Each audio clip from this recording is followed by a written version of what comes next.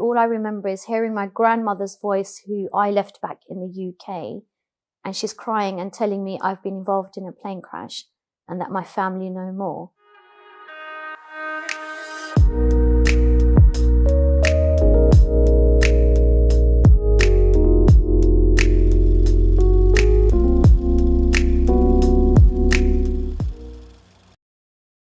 I'm Tulsi Vagjiani.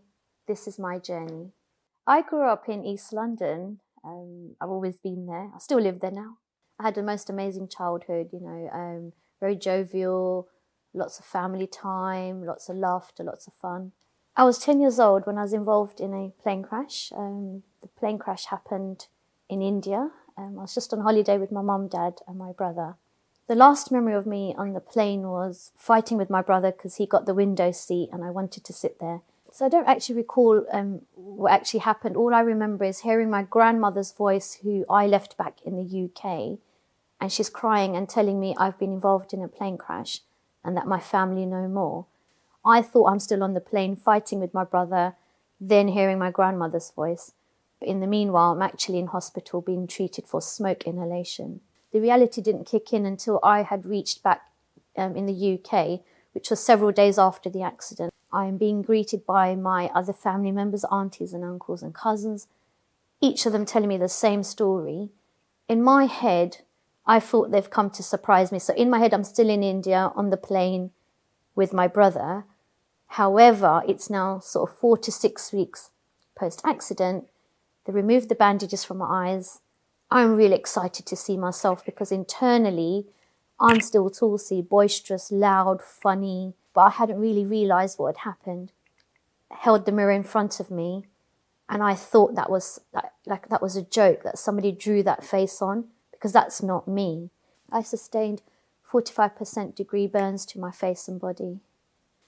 I couldn't see that I looked different because I couldn't see myself unless I looked in the mirror, but people staring at me, calling me names, like the bullying had started. In terms of the loss of my family, I think for the sort of the next 3 years after the accident, I still had this belief that they've lost their passport in India and they're trying to get back. So that was my way of coping.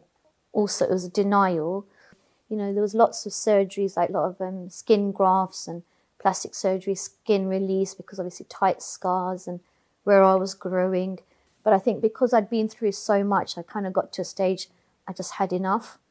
So I think after I hit, about 16, 17, I stopped all the surgeries.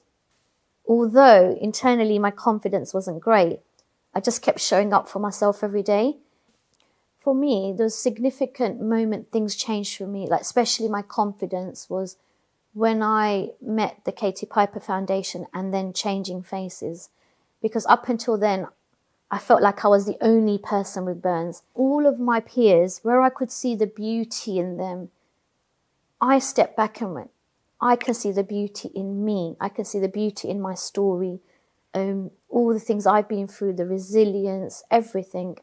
And that's when things started to change for me, because I soon realized I'm part of a support system where somebody understands me. I absolutely love working in a charity format because I get to help so many people, making a difference, helping them with their confidence journey. I want to see a better world. I want to see someone who just really believes in themselves, and maybe if it means looking at me and going, I didn't give up because of her, I think that's the reason why I keep doing what I do. And I'm helping my 12, 10-year-old Tulsi, just going, you can do this. There's dreams behind that girl who was lost amongst the scars, and just say to her, you can do this. You can be whoever you want to be. You just have to now believe in yourself.